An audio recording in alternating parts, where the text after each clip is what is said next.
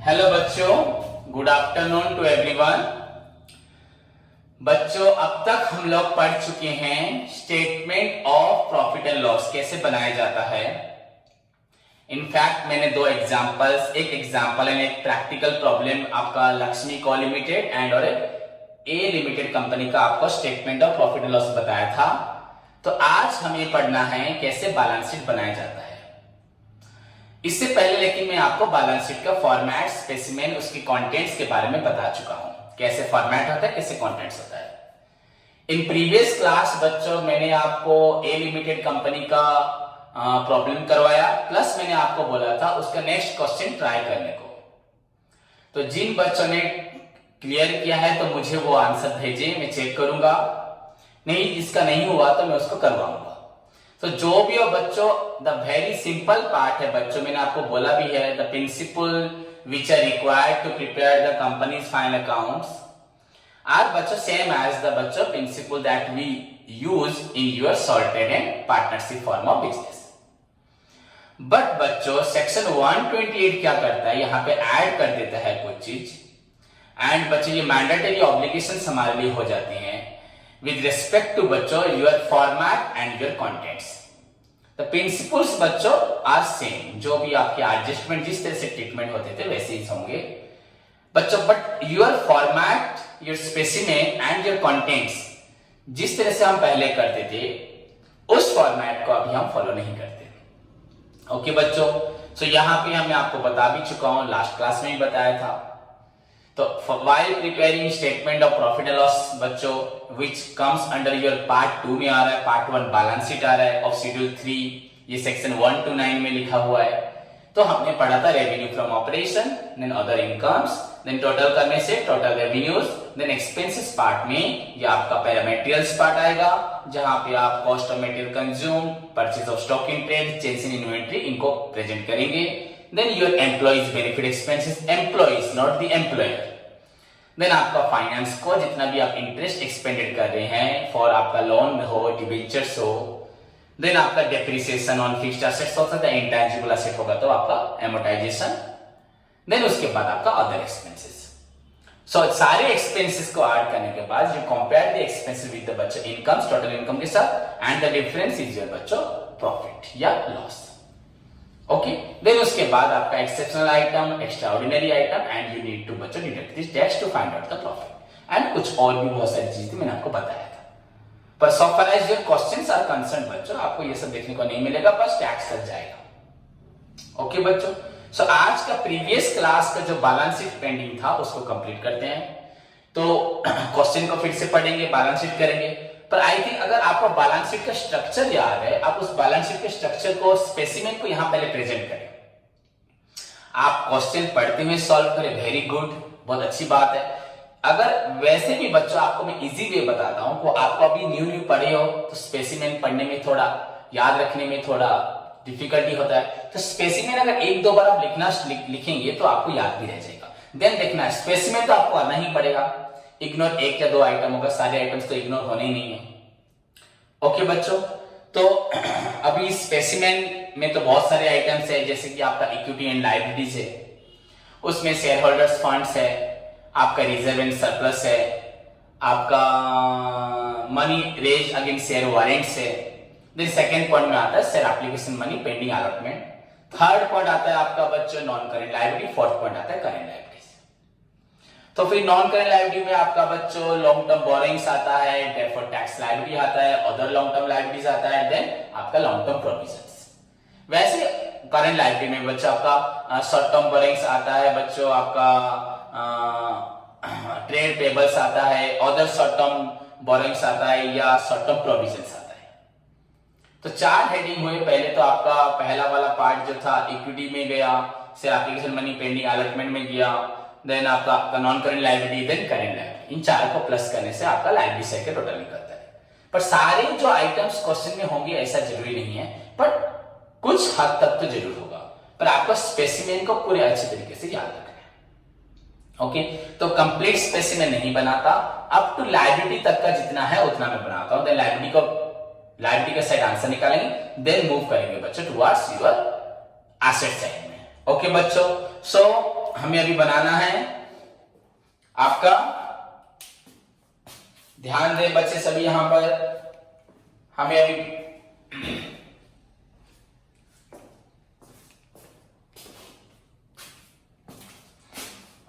Question number आपका 5 था शायद, हाँ 5 और बच्चों 7 बैलेंस शीट बनाना था। दिस इज योर बच्चों पार्ट 1 में आ रहा है, आपका बैलेंस शीट आ रहा है बच्चों पार्ट 1 में।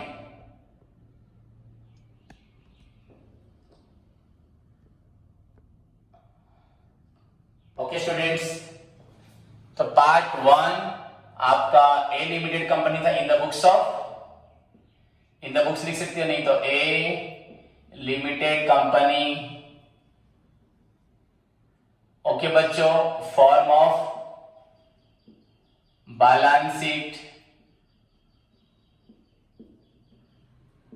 उसके बाद आपका एज ऑन, आपका जो भी डेट होगा उसको प्रेजेंट करना है। डेट आपका था 31 मार्च 2014। ओके स्टूडेंट्स, तो ये आपका हेडिंग पार्ट में गया, part 1 a limited company, form of balance sheet. Then बच्चों एज ऑन आपका, आप फॉर्म ऑफ नहीं लिखेंगे भी चलेगा, एज ऑन 31 मार्च 2014। देन आपका बैलेंस शीट बनाना है। सो बच्चों ध्यान से सभी स्टूडेंट देखें,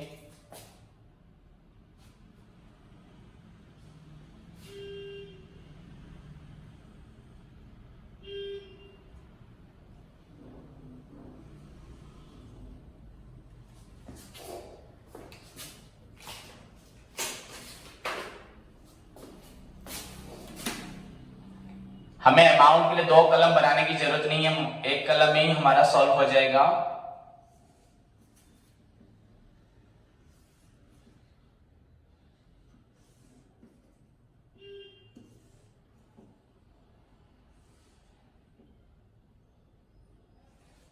सभी स्टूडेंट्स बनाएं मेरे साथ। बच्चों आपका फर्स्ट कलम है for particulars,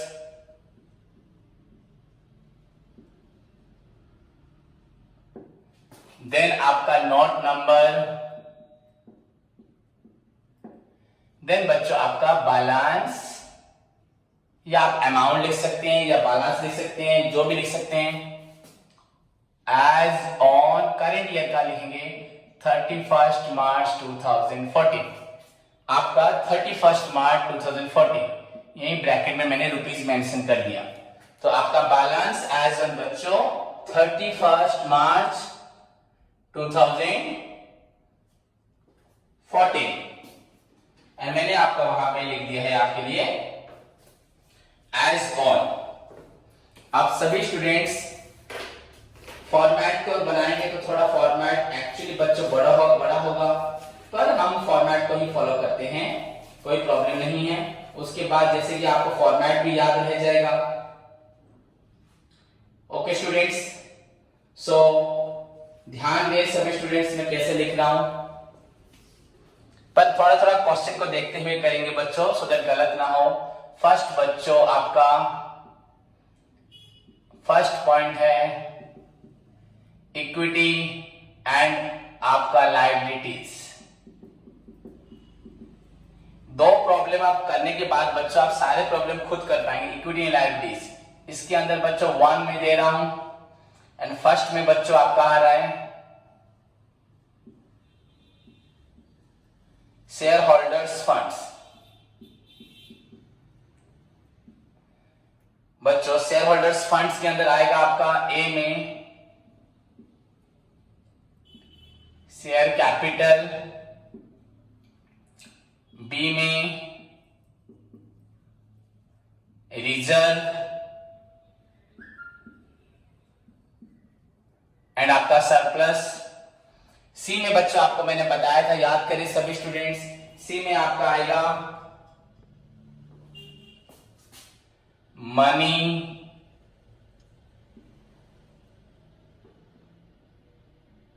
raised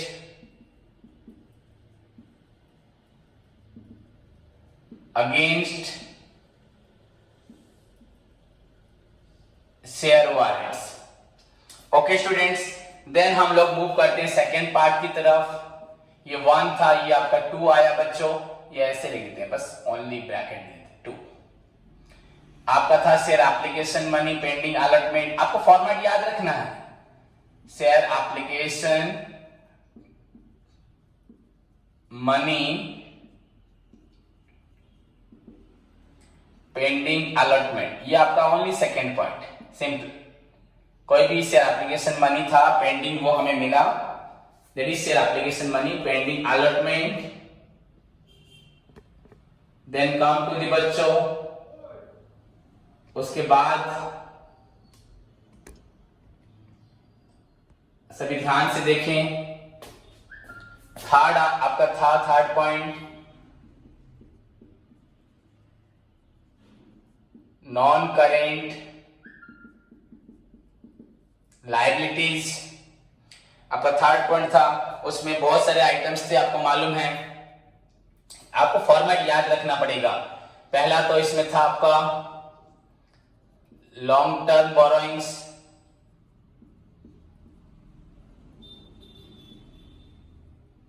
deferred tax liability,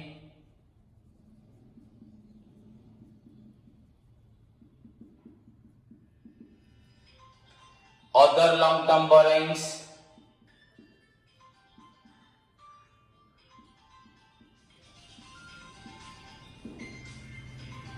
उसके बाद बच्चे लॉन्ग टर्म प्रोविजंस। मैं बोल रहा था कि शॉर्टकट में करवाऊंगा, पर मैंने पूरा फॉर्मेट लिख दिया है, आप सभी देख सकते हैं। मैंने कंप्लीट फॉर्मेट को प्रेजेंट कर दिया है। ओके स्टूडेंट्स, तो आपका नॉन करेंट लायबिलिटीज, इस पार्ट को आप सभी ध्यान से देखें। देन उसके बाद सिमिलर बच्चों आपका होगा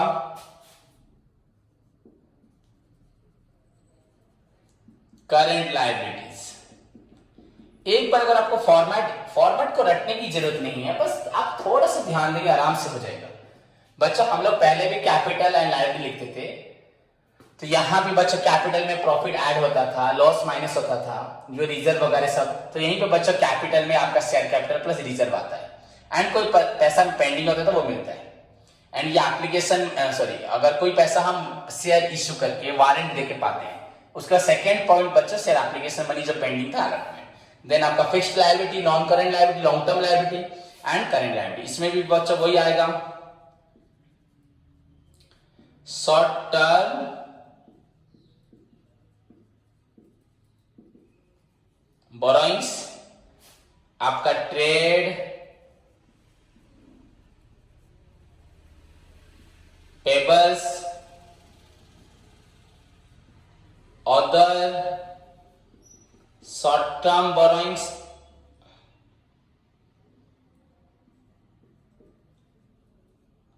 ओके। देन बच्चों आपका short term provisions. Clear students, तो ये आपका आया, सभी देख सकते हैं बच्चों, ये आपका आया करेंट लायबिलिटीज में। तो अभी अगर हम क्वेश्चन को फॉलो करते हैं एंड ध्यान से सभी क्वेश्चन को फॉलो करके देखते हैं हमें क्या क्या मिलता है, तो लेट्स स्टार्ट बच्चों। इसको आपको याद रखना पड़ेगा। हाँ, आपका डेफिनेटली बच्चों आपका ये वाला शेयर कैपिटल का पॉइंट्स जरूर मिलेगा, रिजर्व एंड सरप्लस भी आपको जरूर मिलेगा, money raise against share warrants भी मिल सकता है, बाई चांस नहीं मिल सकता। उसके बाद बच्चों आपका जो है share application money pending allotment.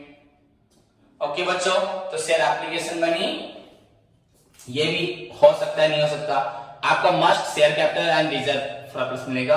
उसके बाद नॉन करंट लायबिलिटी में आपको लॉन्ग टर्म बोरोइंग्स बस मिलेगा, डिवेंचर्स वगैरह ये सब नहीं होंगे। लॉन्ग टर्म प्रोविजंस हो सकता है।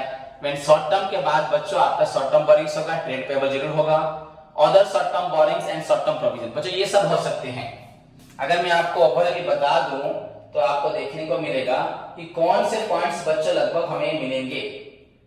तो बच्चों आपको ये सेकंड, उसके बाद आपका long term borrowings, long term provisions हो सकता है, एंड ये बच्चों पॉइंट्स आपको यूजुअली मिलेंगे करंट लायबिलिटीज में।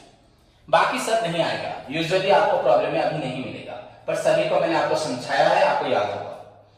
सो बच्चों ध्यान देते हैं, आपका शेयर कैपिटल आपको मालूम है सारे जितने भी हमें यहां पर सॉल्व करने हैं बच्चों, वहां पे हमें नोट्स बनाना पड़ेगा।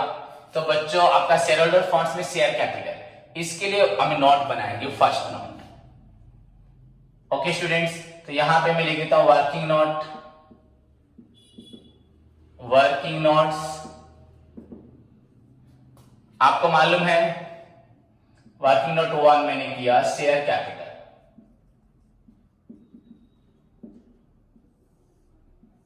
पर्टिकुलर्स अमाउंट, और कोई कलम की जरूरत नहीं है, only particulars then amount working note में। तो बच्चों देखिए वर्किंग के आपका लिखा है बुक में क्या है, ऑथराइज्ड कैपिटल। आपका हेडिंग में ही लिखा था कि कंपनी ने आपका 30 लाख बच्चों इक्विटी शेयर इश्यू किया था ₹10 करके। 30 लाख बच्चों आपका हुआ था ना, 30 लाख रुपीस का शेयर किया था 10 रुपीस करके, तो मतलब 3 लाख शेयर होगा। 30 लाख अमाउंट दे दिया बच्चों, so 3 lakh equity share into at बच्चों ₹10, तो आपका हो गया 30 लाख। आपका टोटल अमाउंट और बच्चों ऑथराइज कैपिटल आपका हो गया 30 लाख। पर बच्चों फिर से क्वेश्चन को आप ध्यान से देखें, क्वेश्चन में आपका नीचे लिखा है subscribe and fully paid up capital, तो बच्चों 30 लाख है, उसके बाद नीचे लिखा है subscribed and fully paid up, कितने सब्सक्राइब हुए एंड कितने फुली पेड अप कैपिटल है, कितने सब्सक्राइब लोगों ने पैसा दिया है एंड कितने बच्चों आपका फुली पेड अप कैपिटल है। तो इसको ध्यान देंगे तो यू सी हियर बच्चों 20 लाख से लिखा है, दैट मींस जो आपका पहले हमने लिखा था 30 लाख दैट मैक्सिमम लिमिट था कंपनी जिसको इश्यू कर सकती है, you know the maximum amount which a company is authorised to raise from public is known as authorised, तो इसका कोई काम नहीं, तो ये आपका क्लोज हो गया। ओके स्टूडेंट्स, इसका कोई भी काम नहीं, तो ये आपका क्या हो गया, क्लोज हो गया। देन हम 20 लाख से करेंगे, यहां पे बच्चों डेबिट साइड में जो क्वेश्चन में लिखा है आपका calls in arrear, you know बच्चों कॉल्स इन एरियर, हमने जितना पैसा मंगाया था उसमें से आपका डिवेंचर इंटरेस्ट के बाद लिखा हुआ है calls in arrear 37,500। So actually बच्चों आपको टोटल कितना मिल रहा है share holders funds, share capital के रूप में शेयर होल्डर्स फंड्स कितना मिल रहा है, 0 0 10 minus 5 या 5 9 minus 7 2 9 minus 3 6 then 9 then 1 lakh no sorry 19 lakh 62,500। so this is your बच्चों आपका शेयर कैपिटल 19 लाख 62,500 दिखाई दे रहा है सभी को, 19 lakh 62,500। so this is your first आपका कैलकुलेशन हुआ वर्किंग नोट के साथ, कैसे आप निकालोगे ऑथराइज्ड कैपिटल। अगर बच्चे यहाँ प्रीमियम होगा ऐड करोगे, फॉरफीचर होगा भी ऐड करोगे, कॉल्स इन एरियर बस माइनस होगा। This is your first working note, मैंने यहाँ लिखा। उसके बाद बच्चों हम आगे बढ़ते हैं रिजर्व एंड सरप्लस की तरह, इसको इरेज करता हूं। मैंने आपको बोला था द मोस्ट इंपोर्टेंट पार्ट आपका रिजर्व एंड सरप्लस बच्चों, रिजर्व एंड सरप्लस ये बहुत ही इंपॉर्टेंट है। अभी तो फिलहाल थोड़ा सा पढ़ेंगे एंड 2-3 क्वेश्चन के बाद बच्चों हमें मालूम पड़ेगा एक्चुअली रिजर्व सरप्लस कैसे बहुत जरूरी है। तो सेकेंड वर्किंग नोट में हम लोग पढ़ेंगे रिजर्व एंड आपका सरप्लस के लिए बनाएंगे। ओके स्टूडेंट्स, तो आप सभी क्वेश्चन को देखिए बच्चों। तो आपका रिजर्व एंड सरप्लस क्वेश्चन में आपका जनरल रिजर्व, स्पेसिफिक रिजर्व, जो भी रिजर्व है बच्चों, तो आपको देखने को मिलेगा जनरल रिजर्व। आपका जनरल रिजर्व है 1,25,000, इसको यहां लिखता हूं 1,25,000, सभी को दिखाई दे रहा है 1,25,000। उसके बाद बच्चों हमें देखना है इस साल का प्रॉफिट, उससे पहले प्रीवियस ईयर बच्चों कुछ प्रॉफिट दिया है। आपका क्वेश्चन में आप सभी देख पा रहे हैं कि आपका प्रीवियस सरप्लस अकाउंट बच्चों क्रेडिट वाला ने दिया है, तो सरप्लस अकाउंट बच्चों उसमें क्रेडिट बैलेंस, तो क्रेडिट का मतलब तो प्रॉफिट होगा, ऑल इनकम गेन्स आपका क्रेडिट। तो प्रीवियस ईयर का बच्चों आपका बैलेंस दिया हुआ है, इसको मैं यहाँ इरेज करता हूं, यहाँ रुपीज अमाउंट देता हूं, यहाँ लिखता हूं क्रेडिट बैलेंस। क्रेडिट बैलेंस मतलब प्रॉफिट को इंडिकेट करेगा, प्रीवियस ईयर प्रॉफिट बच्चों ये आपका है 72,500। इसका मतलब आपका मालूम पड़ रहा है आपको बच्चों ये कब का प्रॉफिट होगा, ये आपका पूरा बिगिनिंग ऑफ द डेट का, मतलब 31 मार्च का हम बना रहे हैं, तो ये 1 अप्रैल 2013 का होगा, 1 अप्रैल 13 का होगा बच्चों ये। ओके, तो सरप्लस। उसके बाद बच्चों आपका करंट ईयर का प्रॉफिट कितना है देखते हैं हम लोग, यहां पे लिखते हैं करंट ईयर प्रॉफिट, इस साल का प्रॉफिट बच्चों, इस साल का प्रॉफिट हमारा कल हुआ था 1 लाख ना, कितना हुआ था आप देखिए, इस साल का प्रॉफिट इस क्वेश्चन में बच्चों हम लोगों ने सॉल्व किया था, हमारा प्रॉफिट निकला था इस साल का प्रॉफिट 2,97,500। बच्चों ध्यान दें हमारा प्रॉफिट था 2,97,500 इस साल का प्रॉफिट। अब इसको लिए मेरे पास जगह तो नहीं है, पर फिर भी अगर ठीक से बच्चों देखो फिर लिखना, इसको थोड़ा सा, ये आपका हो रहा है 1,25,000, यहां पे मैं रुपीज 1 करता हूं, यहां पे और 1 रुपीज करता हूं, आपका सरप्लस था आपका 72,500। एंड उसके बाद आपका करंट ईयर प्रॉफिट है, करंट ईयर प्रॉफिट है आपका 2,97,500। ओके बच्चों, आप क्वेश्चन में देखें आपका डिविडेंड पेड था बच्चों, प्रॉफिट होगा तो डिविडेंड देंगे, तो माइनस यहां से मैंने लिखा इंटरिम डिविडेंड पेड। बच्चों इंटरिम डिविडेंड पेड आपका लिखा 1,87,500। अब आप बच्चे पूछेंगे सर इंटरिम डिविडेंड क्या है, बच्चों डिविडेंड क्या है, इंटरिम डिविडेंड क्या है, फाइनल डिविडेंड क्या है, ये सब क्या होता है बच्चों, ये सब मैं आपको बता रहा हूं, बताऊंगा भी, धीरे धीरे आपको सब समझ में आ जाएगा। बच्चों यूजुअली डिविडेंड होता है फाइनल डिविडेंड या डिविडेंड। इंटरिम डिविडेंड बच्चों जो साल का कंप्लीट होने से पहले, आपका एनुअल जनरल मीटिंग होने से पहले, या कंपनी माने एट द एंड में एनुअल जनरल मीटिंग करती है हर साल एंड डिक्लेयर करती है डिविडेंड। पर समटाइम्स क्या होता है, कंपनी को ऐसा फील होता है कि शेयर होल्डर्स का इंटरेस्ट कम हो रहा है हमारी कंपनी से, तो क्लोज होने से पहले उनको साल के बीच में डिविडेंड डिक्लेयर कर देती है।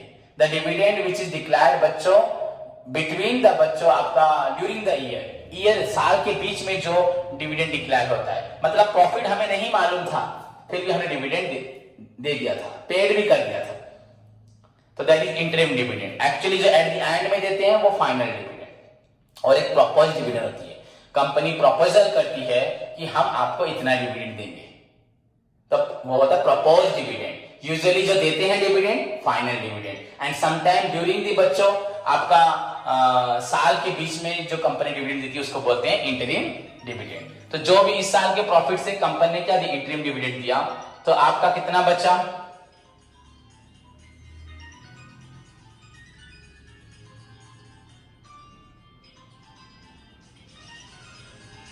$1,10,000 बच्चों, ये आपका हो रहा है 1,10,000। तो प्रीवियस ईयर प्रॉफिट एंड बच्चों अगर आप कंपेयर करते हैं इस साल के प्रॉफिट को, आपको देखने को मिलेगा प्रीवियस ईयर प्रॉफिट एंड इस साल के प्रॉफिट से, प्रीवियस ईयर प्रॉफिट एंड इस साल के प्रॉफिट से आपको देखने को मिलेगा बच्चों, आफ्टर डिविडेंड हमारा प्रॉफिट बचा 1,10,000 and previous year profit 72,500। So total हुआ बच्चों आपका 1,82,500, 1,82,500 82,500। तो बच्चों टोटल आपका कितना हुआ? दिस इज योर बच्चे रिजर्व। आप ध्यान से देखिए सभी स्टूडेंट्स, आपका पहला हुआ रिजर्व, ये हुआ सरप्लस। सरप्लस मतलब बच्चों ओपनिंग प्रॉफिट था आपका पिछले साल का 72,000, इस साल का प्रॉफिट था बच्चों 2,97,500। इस साल के प्रॉफिट से आपने डिविडेंड दिया है, तो डिविडेंड तो हमने बोला था वहां लिख नहीं सकते हो कि जब तक प्रॉफिट नहीं होगा डिविडेंड नहीं देते, पर कंपनी दे दी है, जो भी हो डिविडेंड यहीं पे शो किया जाएगा। तो प्रॉफिट से इस साल के प्रॉफिट से इस साल का डिविडेंड बच्चों माइनस कर दिया, तो इस साल का प्रॉफिट रहा 1,10,000, लास्ट प्रॉफिट रहा 72,500 एंड टोटल प्रॉफिट हुआ बच्चों 1,82,500। आपको सभी को मालूम है ऐसे किया जाता है हम लोग। अगर यहाँ पे पैसा नहीं होता तो कंपनी डिविडेंड नहीं देती, जितना होता उतना ही देती। एंड कोई ऐसे डिविडेंड वाले होते हैं क्यूमुलेटिव डिविडेंड, तो उनको प्रीवियस ईयर प्रॉफिट से भी क्या मिल जाता है? ऐसा कोई होता ही नहीं, क्योंकि वो तो प्रॉफिट होगा देंगे, नहीं होंगे तो नेक्स्ट ईयर देंगे, तो प्रीवियस ईयर प्रॉफिट होता ही नहीं वहां पे। अगर क्यूमुलेटिव होता तो लास्ट ईयर प्रॉफिट होता ही नहीं बच्चों, दैट्स उनको पेंडिंग होता डिविडेंड। तो जो भी हमने लास्ट ईयर प्रॉफिट लिखा, दिस साल का प्रॉफिट, दिस साल के प्रॉफिट से दिस साल का बच्चा आपका डिविडेंड माइनस हुआ, बच्चा 1,10,000 एंड इसको यहाँ पुट किया टुगेदर बच्चे reserve and surplus. This is your 500, this is your बच्चा 7, दिस इज योर 10 0 देन 3,07,500। ये आपका निकला reserve and surplus 3,07,500। So right here बच्चों again the point 2 reserve and surplus seconds में 3,07,500। Then you know बच्चों आपका थर्ड पॉइंट है क्या? Money raise against share warrants. ऐसा कुछ हमारे क्वेश्चन में नहीं है, तो दिस इज बच्चों नील। ओके स्टूडेंट्स, उसके बाद आपको टोटल करना है इसका। यहां पे मैंने स्पेस थोड़ा देना है। टोटल बच्चों ये आपका हुआ 0,0,0,0,722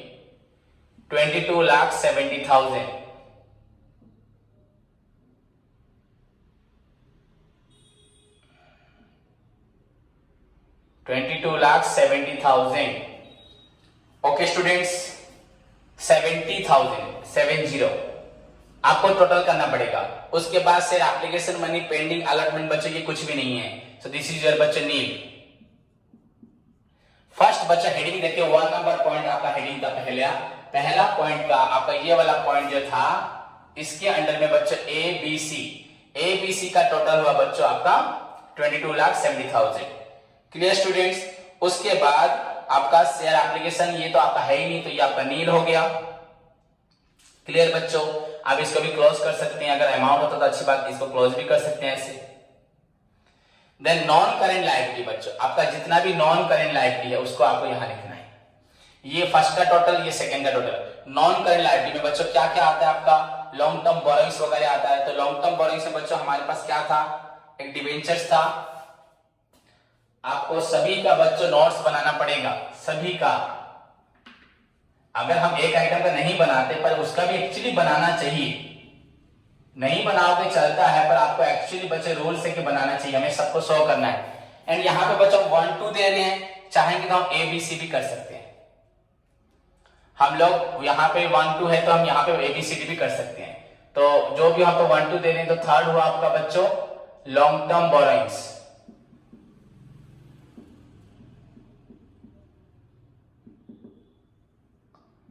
आपका लॉन्ग टर्म बोरोइंग्स, तो आपका लॉन्ग टर्म बोरोइंग्स क्या है? आप सभी देखिए ध्यान से, क्वेश्चन में लिखा है बच्चों आपका डिवेंचर, 6% डिवेंचर। ओके बच्चों, तो ये लिखा था इससे 15 लाख, तो बस 15 लाख, और तो कुछ नहीं है बोरोइंग्स, तो बस उसी अमाउंट को यहां लिख देना हमें क्लोज करके 15 लाख। तो आपका थर्ड पॉइंट बच्चों, फर्स्ट पॉइंट तो आपका गया शेयर होल्डर्स फंड, सेकेंड आपका भी आप देख रहे हैं share application money pending allotment, third आपका हो रहा है नॉन करेंट लायबिलिटी में आपका एक ही पॉइंट आया, दैट इंडिकेट्स करता है बच्चों आपका long term borrowings. Deferred tax liability कुछ भी नहीं है, लॉन्ग टर्म बोरोइंग्स भी कुछ नहीं है, अदर लॉन्ग टर्म बोरोइंग्स भी नहीं है, लॉन्ग टर्म प्रोविजंस, कोई प्रोविजंस के क्वेश्चन है बच्चों नहीं था। तो ओवरऑल बच्चों आपको ये पॉइंट्स लिखने भी नहीं है, ये 1 2 3 लिखना भी नहीं है, पर मेरे पास एक ही आइटम था तो मैंने लिख दिया। वहां तो वर्किंग नोट मैंने कर चुका हूं तो यहाँ पे 3 लिखूंगा। ओके सॉरी बच्चों, गलत हुआ थोड़ा। बच्चों यहाँ पे 3 लॉन्ग टर्म बोरोइंग्स के अगेंस्ट में 15 लाख।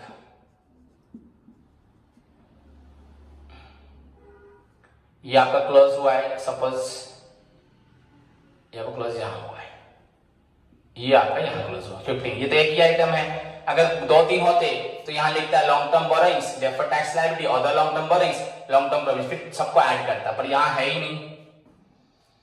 तो फर्स्ट एक नंबर का टोटल हुआ आपका बच्चों 22,72,000 और 2 नंबर का नील, 3 नंबर का आपका हुआ 15 lakh. Then move to the बच्चों आपका पॉइंट नंबर 4, करेंट लायबिलिटीज। तो करेंट लायबिलिटी में आपका क्या क्या क्वेश्चन में है बच्चों? पहली बात तो शॉर्ट टर्म बोरोइंग्स, आप सभी को देखना है शॉर्ट टर्म बोरोइंग्स, तो यहां पे फिर बनाएंगे। शॉर्ट टर्म बोरोइंग्स हमारे पास क्या क्या थे?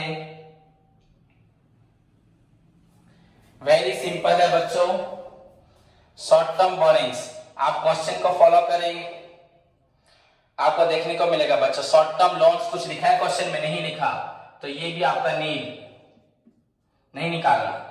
उसके बाद बच्चों ट्रेड पेबल, उसके बाद हमारे पास आता है बच्चों ट्रेड पेबल। ट्रेड पेबल्स हमें इसे मालूम है, इसमें हमारे पास 2 आइटम्स होते हैं, सन्ड्री क्रेडिटर, बिल्स पेबल, ये सब लिखा जाता है बच्चों। तो आपका यहां पे क्वेश्चन में बिल्स पेबल कितना है, सन्ड्री क्रेडिटर्स कितना है। शॉर्ट टर्म बोरोइंग्स तो कुछ है ही नहीं, लोन फ्रॉम बैंक लिखा ही नहीं है, तो ये आपका 1,67,500, ये आपका 2,90,000 इज इक्वल टू 0, 0, 5, ये 7, ये 5 एंड ये 4, आपका 4,57,500। सो आपका ट्रेड पेबल्स में लिखना है हमें 4,57,500, 4,57,500 बच्चा 500 खत्म। उसके बाद हमें फिर से बनाना है बच्चों अदर शॉर्ट टर्म बोरोइंग्स के लिए। बच्चों अदर शॉर्ट टर्म बोरोइंग्स क्या है हमारे पास? शायद कुछ नहीं है, पर एक चीज याद करो बच्चों, आउटस्टैंडिंग इंटरेस्ट था डिवेंचर के ऊपर। अदर शॉर्ट टर्म बोरोइंग्स जो बच्चा पढ़ेगा बच्चों पूरा उसे आसानी से याद रहेगा, क्योंकि हमें जो आइटम लिखना है उसी को ढूंढना है। शॉर्ट टर्म बोरोइंग्स तो लोन वगैरह बैंक से लिखा ही नहीं है। ट्रेड पेबल मतलब बिल्स पेबल एंड बच्चों आपका sundry creditor. Other short term borrowings और क्या बोरोइंग्स हो सकते हैं बच्चों? Advance receive, outstanding, advance outstanding, ये सब बच्चों आपके अदर शॉर्ट टर्म में आएंगे। तो आपका यहां पे था आउटस्टैंडिंग इंटरेस्ट ऑन आपका डिवेंचर।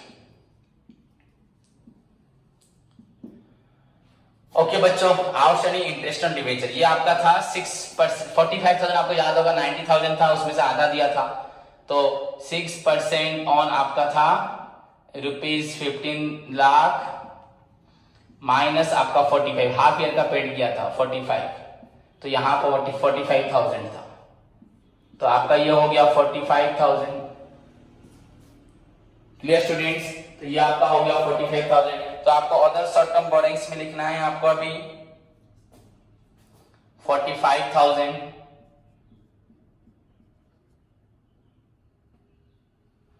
ओके स्टूडेंट्स, तो ये आपका हो गया अदर शॉर्ट टर्म्स बोरोइंग्स। उसके बाद बचे शॉर्ट टर्म प्रोविजन। हमारे पास शॉर्ट टर्म प्रोविजन है कि नहीं? एक प्रोविजन बच्चों, प्रोविजन फॉर आपका बैड एंड डाउटफुल डेट। हम चाहेंगे उसको यहां लिख सकते हैं, आप सभी को याद होगा मैंने आपको पढ़ाया है। एक्चुअली बच्चों प्रोविजन को लायबिलिटी साइड में लिखा जाता है, तो शॉर्ट टर्म प्रोविजन को हम यहां लिख सकते हैं, नहीं तो बच्चों डेब्टर से माइनस कर सकते हैं, एक ही बात है। तो अगर मैं डेब्टर, हम प्रीवियसली क्या पढ़ते थे, it will be shown on debit side then it will be debited from debtor, तो डेब्टर से ही माइनस करते हैं, कुछ अलग नहीं करते, उसी को वहीं ले जाते हैं। तो यहां प्रोविजन में कुछ लिखते नहीं लिख देते हैं। तो बच्चों इसका टोटल आपका क्या होगा? 4,57,000 and 45 बच्चों, दिस इज योर 500, 75 आपका हुआ 12, 2,1,549, 10, 0, 1, 5,02,500. दिस इज योर बच्चों 5,02,500. सभी स्टूडेंट ध्यान से देखिए, 5,02,500. नाउ बच्चों आपको निकालना है टोटल इक्विटी एंड लायबिलिटीज. यहां पे आपका हेडिंग होगा टोटल इक्विटी एंड आपका लायबिलिटीज. इसमें बच्चों 1 + 2 + 3 + 4 हमारे पास 1 2 4 पॉइंट्स थे. 22,70,000 आपको याद होगा. ये आपका 1 था, ये आपका 2 था, ये आपका 3 था एंड ये आपका 4 हुआ. तो चारों को प्लस करें बच्चों, कितना हो रहा है 22 30 15 हुआ आपका 37 5 42 72,500. बच्चों आपका हो रहा है 42,72,000. दिस इज योर बच्चों लायबिलिटी टोटल 42,72,500. सो सभी स्टूडेंट्स ध्यान से देखें एंड लिखें इसको. होप सभी को समझ में आया. बच्चों ध्यान से सभी स्टूडेंट्स एक बार ट्राई करें ऊपर से.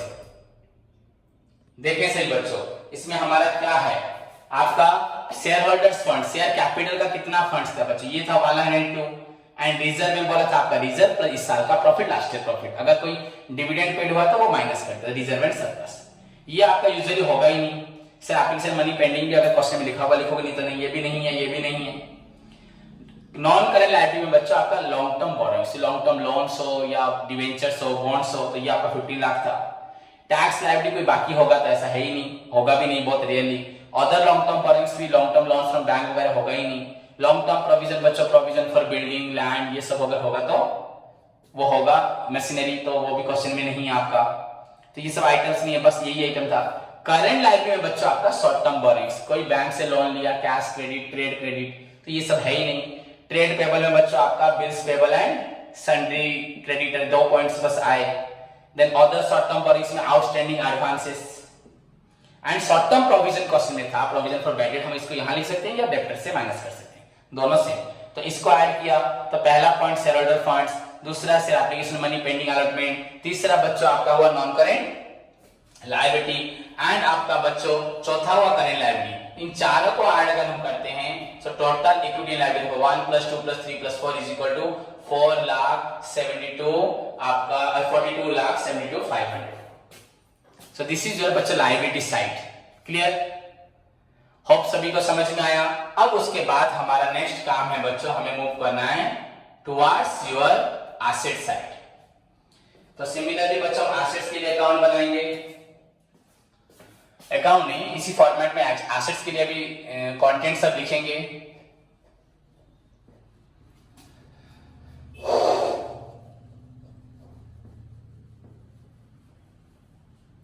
जैसे हमने यहां पे 1 2 लिखा था अंदर में, चाहे आप एबीसीडी भी लिख सकते हैं, जो भी आप लिखोगे आपके ऊपर डिपेंड करता है. एबीसीडी बेटर होगा क्योंकि वहां पे वर्किंग नोट बच्चा आप लोगों ने 1 2 3 लिखा था P&L अकाउंट में, फिर यहाँ पे वर्किंग नोट 1 2 3 लिखोगे तो थोड़ा गलत हो जाएगा. सो बेटर होगा बच्चों आप लोग 1 2 3 ना लिखें. मैंने क्या कहा, आपने जब P&L अकाउंट स्टेटमेंट बनाया था वहां पे 1 2 3 लिखा था, तो यहाँ पे उसके बाद 4 5 से स्टार्ट होना चाहिए. तो बेटर होगा बच्चों आप लोग यहाँ पे 1 2 3 ना लिखे, एबीसीडी लिखें. तो मेरी बात को याद रखना, एबीसीडी से स्टार्ट करें. आपने अगर लिखा है 1 2 3 से चेंज कर दो, एबीसीडी कर दो. हमने 3 शायद बनाए थे या 4 बनाए थे, कैपिटल के लिए, रिजर्व के लिए, एक लॉन्ग टर्म बोनस के लिए 3, अदर टर्म लायबिलिटी के लिए 4. हमने 4 बनाए थे बच्चों. तो एबीसीडी कर दो, सभी बच्चों एबीसीडी कर दो. Okay, then move to the बच्चों हमारा नेक्स्ट पार्ट जो था एसेट्स का पार्ट था बच्चों. ये वेरी सिंपल है, किसी को डरने की जरूरत नहीं है बच्चों. मैं यहाँ पूरा फॉर्मेट नहीं लिख रहा, आप खुद फॉर्मेट को खोल के देखें. एसेट बच्चों आपका ये 2 पार्ट एसेट्स. बच्चों एसेट्स में अब क्या होगा, इसके अंदर बच्चों आपका फिर 1 आएगा. फर्स्ट पार्ट में बच्चों आपका फिक्स्ड एसेट, उसके अंदर बच्चों आपको सभी को याद है, क्वेश्चन देख के आपको फॉलो करना है। फिक्स्ड एसेट में आपका आता है बच्चों फिक्स्ड टैंजिबल एसेट्स, सभी को याद है टैंजिबल एसेट। उसके बाद बच्चों आता है आपका इनटैंजिबल एसेट्स। सेकंड में इनटैंजिबल, या ए बी लिख सकते हो, आपकी मर्जी, ए बी इनटैंजिबल एसेट्स। उसके बाद आपका कैपिटल वर्क इन प्रोग्रेस। उसके बाद होता है बच्चों आपका जैसे कि इंटैंजिबल एसेट्स अंडर आपका डेवलपमेंट, जो भी हो, ये सब आपका फिक्स्ड एसेट में जाता है बच्चों। उसके बाद आपका होता है फर्स्ट पॉइंट। इसमें 4 पॉइंट्स आते हैं बच्चों, मैं आपको बता चुका हूं।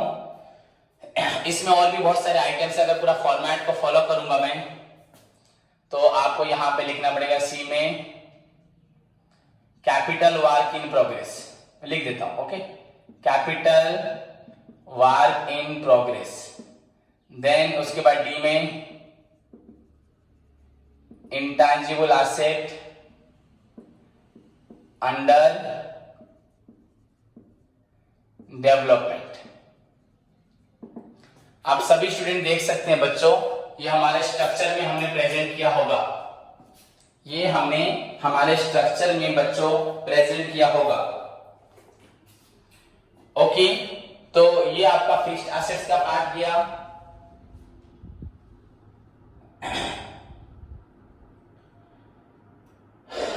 जितने भी थे, अगर इसमें देखा जाए बच्चों, फिक्स्ड एसेट्स में आपका जाता है ये 4 points, tangible fixed assets, intangible assets, आपका capital work in progress, intangible हुआ। उसके बाद अगर आप दूसरा पॉइंट लेना चाहें तो उसमें आपका जैसे डेफर्ड आपका था non current investment,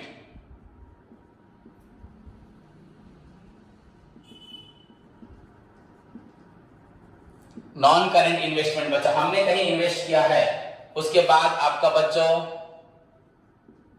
deferred tax asset, deferred tax asset. Format को आप लोग फॉलो कर सकते हैं सभी स्टूडेंट्स, ओके बच्चों, डेफर्ड टैक्स एसेट। उसके बाद long term loans and advances, हमने किसी को लोन दिया, एडवांस दिया है, long term loans and advances. And finally बच्चों आपका अदर नॉन करंट एसेट्स।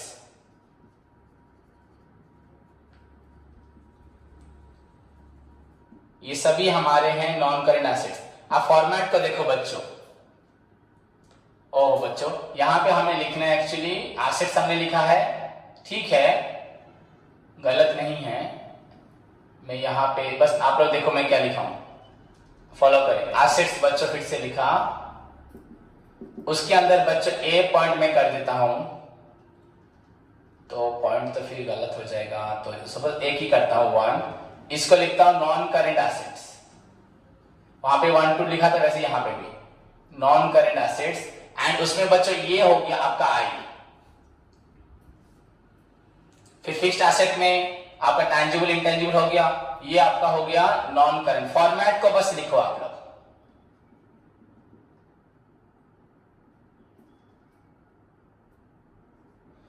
कोई प्रॉब्लम नहीं। आपका एसेट्स 2 प्रकार है, एक नॉन करंट एसेट्स और एक आपका बच्चा करंट एसेट्स। आपको एसेट्स को 2 प्रकार प्रेजेंट करना है, एक non current assets, non current asset में बच्चा आपका फिक्स्ड एसेट हुआ, नॉन करंट इन्वेस्टमेंट में हुआ, इन्वेस्टमेंट हुआ, डेफर्ड टैक्स एसेट हुआ, लॉन्ग टर्म्स बच्चा आपका लोन्स एडवांस आपने दिया, एंड अदर। उसके बाद आपका आएगा बच्चों सेकंड में करंट एसेट्स, करंट एसेट्स बच्चों। उसमें फिर आपको बहुत सारे आइटम्स लिखने आपको याद होगा,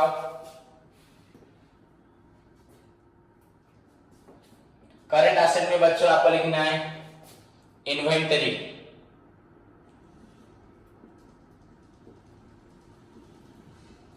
सभी स्टूडेंट्स पहले ऊपर का लिखने अच्छे से, इन्वेंटरी। उसके बाद बच्चों आपका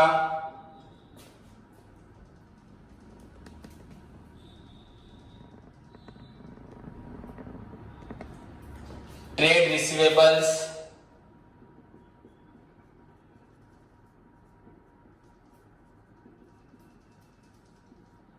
नेक्स्ट बच्चों आप लिख सकते हैं cash and cash equivalent item, जितने भी आपके कैश हैं, कैश इक्विवेलेंट आइटम्स। देन आपका बच्चों ऊपर जैसे था लॉन्ग टर्म लोन एडवांसेस, किसी को हमने शॉर्ट पीरियड के लिए लोन दिया है, short terms loans and advance, and last बच्चों अदर नॉन करेंट था, वैसे ही हुआ अदर करेंट एसेट्स। डिफिकल्ट नहीं है, ऊपर जो लिखा था नीचे वही लिखा है। ऊपर फिक्स्ड एसेट था, सभी को दिखाई दे रहा है, ऊपर आपका बच्चों फिक्स्ड एसेट था, उसमें टैंजिबल इंटेंजिबल रहता है, यहाँ पे आपका फिक्स्ड एसेट जो इन्वेंटरी है। फिर आपको बिल रिसीवेबल वगैरह डेब्टर वगैरह जो पैसा मिलना है, cash in and cash at bank इसमें गया। शॉर्ट टर्म लोन्स, किसी को आपने 3 महीने 2 महीने के लोन दिया बच्चों, वो आपका शॉर्ट टर्म लोन्स में गया। एंड बाकी जो रहा बच्चों आपका प्रीपेड हो, आपने एक्रूड इंटरेस्ट मिलना है, या प्रीपेड हमने किसी को कर दिया है, तो वो सब बच्चों आपका अदर करेंट एसेट्स में चला गया। ओके स्टूडेंट्स, तो आप इसी को फॉलो करेंगे, फॉर्मेट को समझना है। एक फिक्स्ड अगर एसेट्स में आपका नॉन करेंट एसेट्स, उसके बाद करेंट एसेट्स। अब हमारे अगर प्रॉब्लम को देखेंगे तो यहाँ पे ज्यादा आइटम्स नहीं है, इस क्वेश्चन वेरी सिंपल है। तो बच्चों आपको देखना है आपका टैंजिबल एसेट आपका क्या था बच्चों, शायद आपका प्लांट मशीनरी था, उस पर डेप्रिसिएशन था, प्रेमिसेस था, जो भी था बच्चों। तो पहले यहां लिखते हैं टैंजिबल एसेट्स।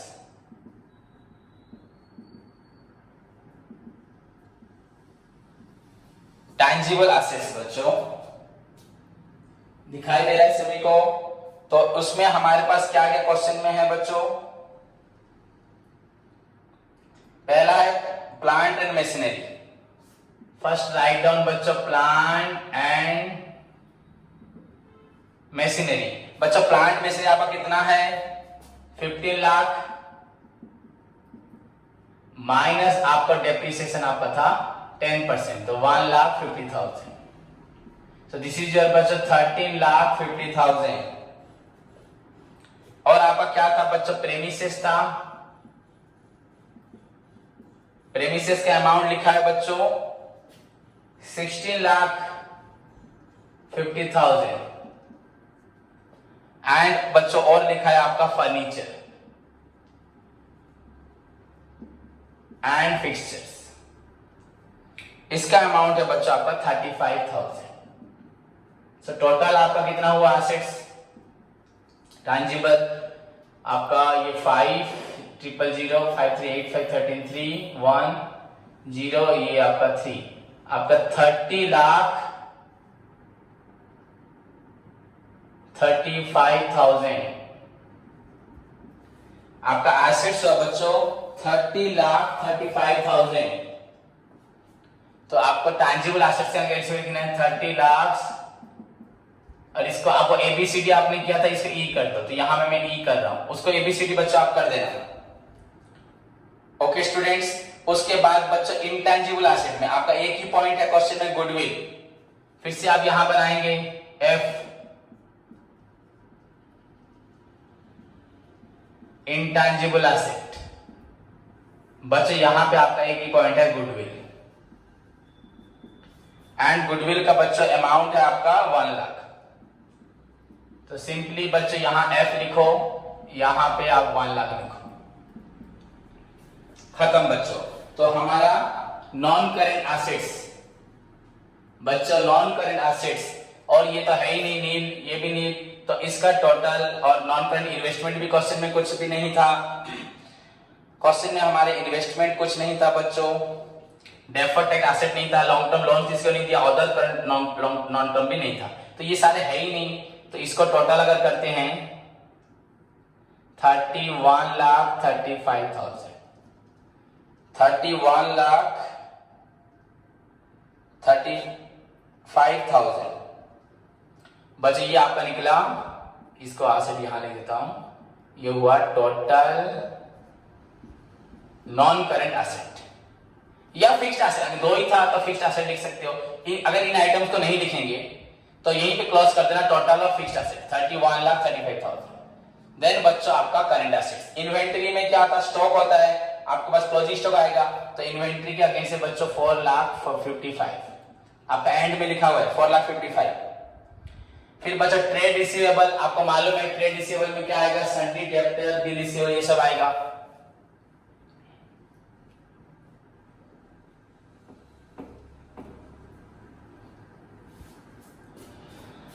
तो आपका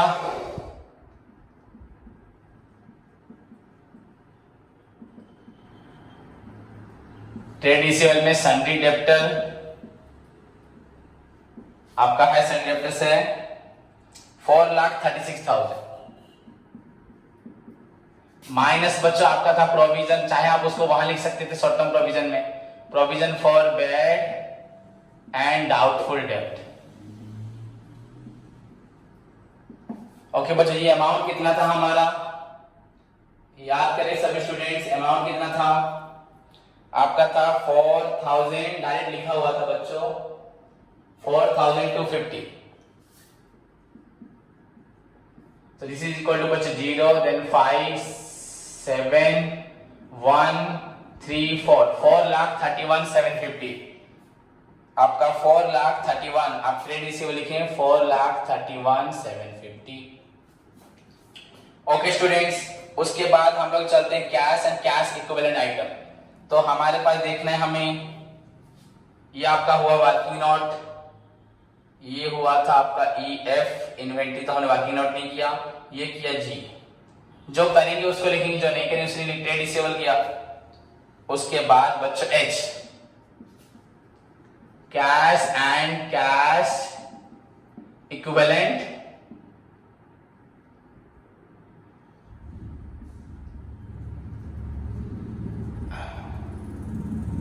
आइटम्स, बच्चों cash and cash equivalent items. तो इसमें cash in hand, cash at bank, cash in hand and cash at बच्चों आपका बैंक। तो आपका कैश इन हैंड कितना है 28,750 एंड कैश एट बैंक 2,22,000। तो प्लस करो बच्चों, आपका हुआ 2,50,750 टोटल, 2 लाख बच्चों आपका 50,750।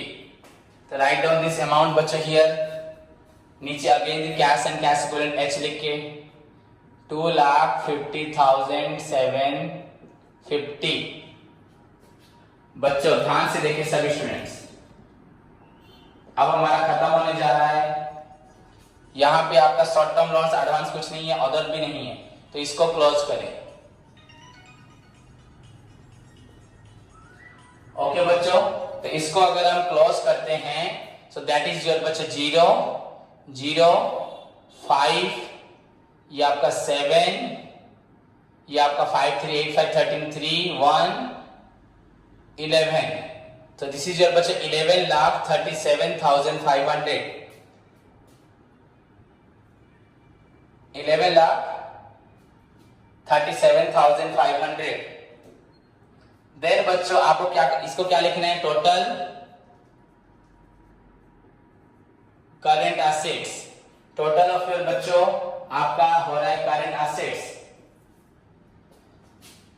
देन बच्चों हमें क्या करना है लास्ट में, आपको मालूम है सभी को, ये आपका 2 नंबर पॉइंट, ये आपका 1 नंबर पॉइंट, टोटल एसेट्स बच्चों आपको लिखना है 1 + 2। तो 1 + 2 बच्चों 31,35,000, 11,37,000। तो दिस इज योर 500, 7,5,2, 1, 3, 6, 7 और 3, 1, 1, 2, 4, 42,72,500। You see बच्चों here the result is your 42,72,500। And हमारा लाइब्रेरी साइड भी यही हुआ था बच्चों, लाइब्रेरी साइड भी आपका यही हुआ था, तो सेम फिगर हमें मिला, मैच हो गया बच्चों, समझ में आया सभी को। सो दिस इज योर बच्चों बैलेंस शीट, इसको आप 2 बार करें, बैलेंस शीट के 2 पार्ट, फिक्स एसेट एंड आपका फिक्स में नॉन करेंट एसेट, एंड उसके बाद फिक्स नहीं नॉन करेंट एसेट और एक करेंट एसेट, दोनों को अलग से पार्ट करें, लास्ट में टोटल कर दें। सो यू विल गेट बच्चों टोटल एसेट्स, ऊपर था टोटल लायबिलिटी, दोनों हमेशा सेम होगा। चाहे आप यहाँ पे प्रोविजन को माइनस कर सकते हैं, चाहे वहां लिख सकते हैं, तो भी आंसर, लेकिन बुक से आंसर से चेंज हो जाएगा। ओके बच्चों, समझ में आया? तो इसी क्वेश्चन को सभी स्टूडेंट्स 2 बार प्रैक्टिस करें घर पे, एक बार अभी किया उसको फेयर में लिखें और एक बार खुद प्रैक्टिस करें, एंड कल क्लास से पहले 2 बार इसको प्रैक्टिस करके फॉर्मेट को याद करके आए। ओके स्टूडेंट्स, तो होप सभी को समझ में आया। नहीं समझ में आया तो मुझे कोई भी स्टूडेंट्स मुझे मेल करे या ग्रुप पे SMS करे, I will clear his doubt बच्चों in the next class. Sure, कोई डाउट नहीं होगा? अगर होगा तो पूछ सकते हो। Take care, all the best.